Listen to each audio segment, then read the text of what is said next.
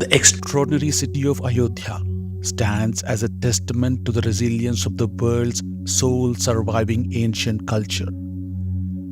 Despite relentless attacks by iconoclastic invaders who repeatedly wreaked havoc on the sacred foundations of Hindutva, destroying temples and libraries of profound knowledge, Ayodhya remains a living embodiment of oldest, intangible civilization of humanity, defiantly echoes with the recitations of the Vedas, untouched by the marauders' attempts to erase its cultural heritage.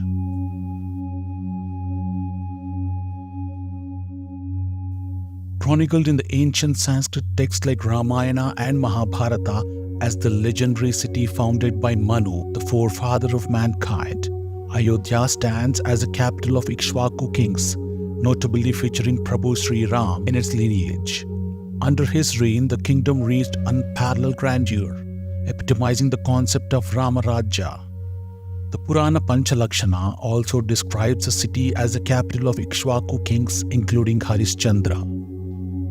The Ramayana unfolds the saga of King Dasharatha, a proud descendant of Ikshvaku, who saw his son Rama banished to the forest. After enduring numerous trials, Rama returned to establish an ideal rule in the kingdom.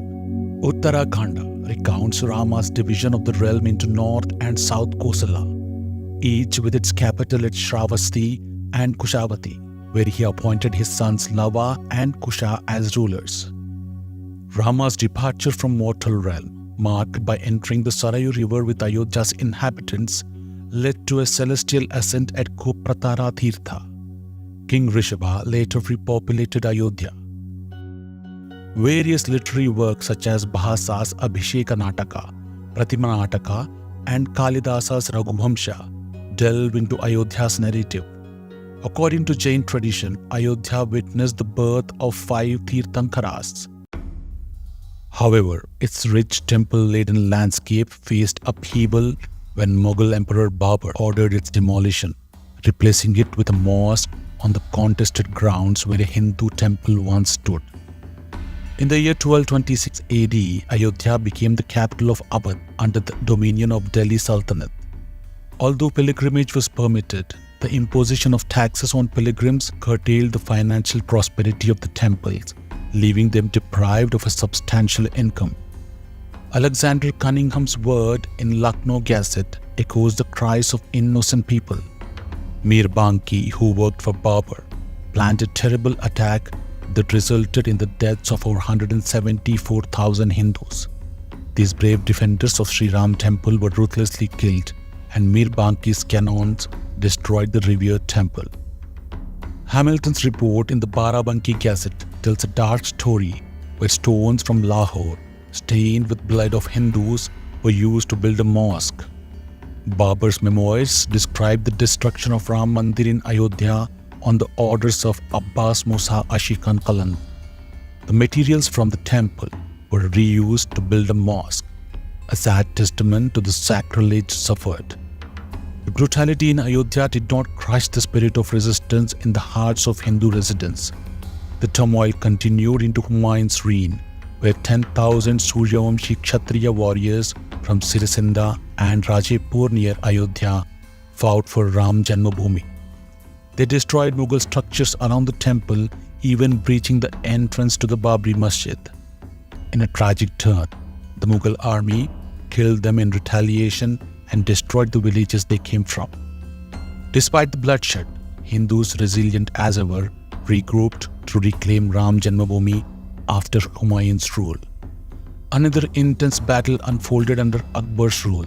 This time, facing strong resistance, the Hindus managed to build a platform for a temple in front of the mosque.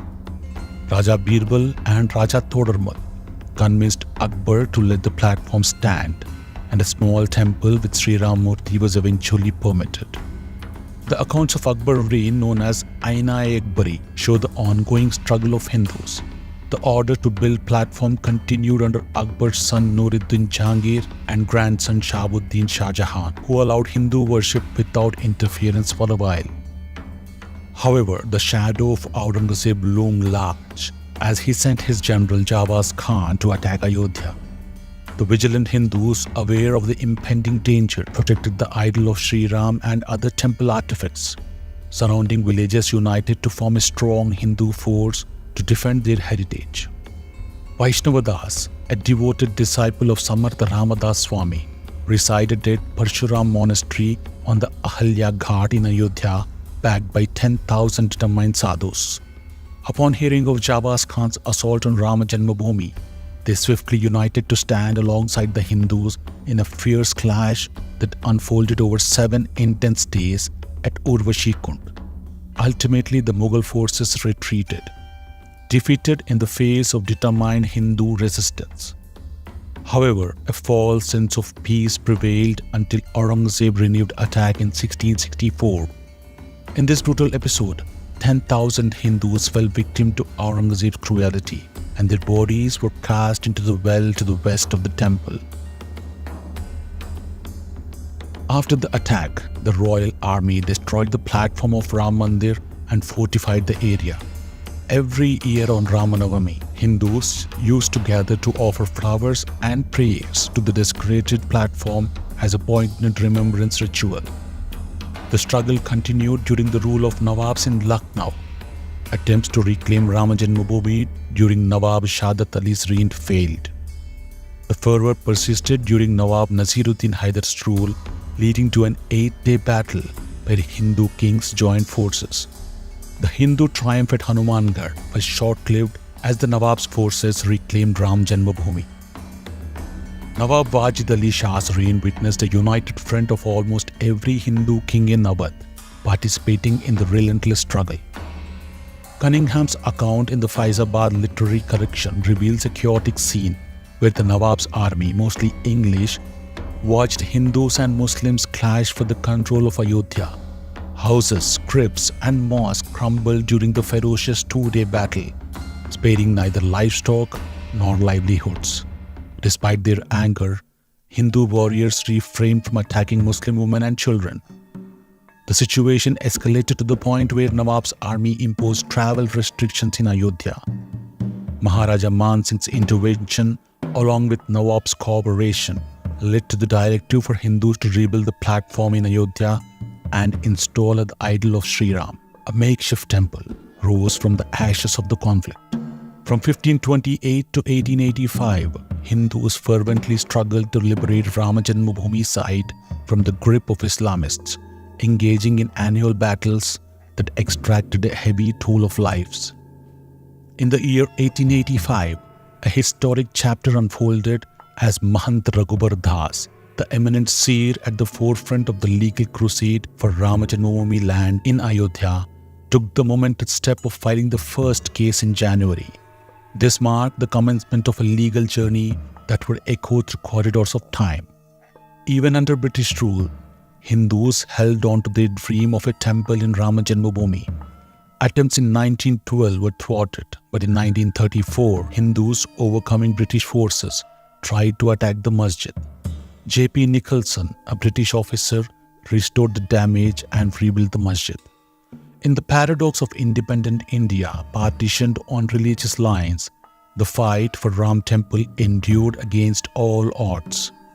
From the appearance of Lord Rama's idol in 1949 to the historic Supreme Court verdict on November 9, 2019, this journey was marked by legal battles, political upheavals, and a 500-year struggle of unwavering determination.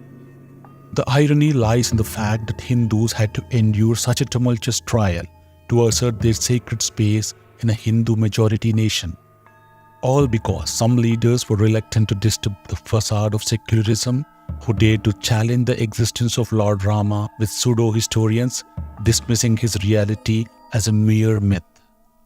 These tumultuous events, from unlocking gates in 1986 to the demolition in 1992 and subsequent legal battles, carried heavy costs. Supreme Court's verdict in 2019 finally vindicated the Hindus' claims, honoring their relentless perseverance to reclaim their ancient temples, upholding their national honor. True fulfillment can only come when we stop glorifying invaders and actively work to revive the forgotten heritage. Rajadharma, the ethical code for rulers, demands the protection and relief of distressed subjects.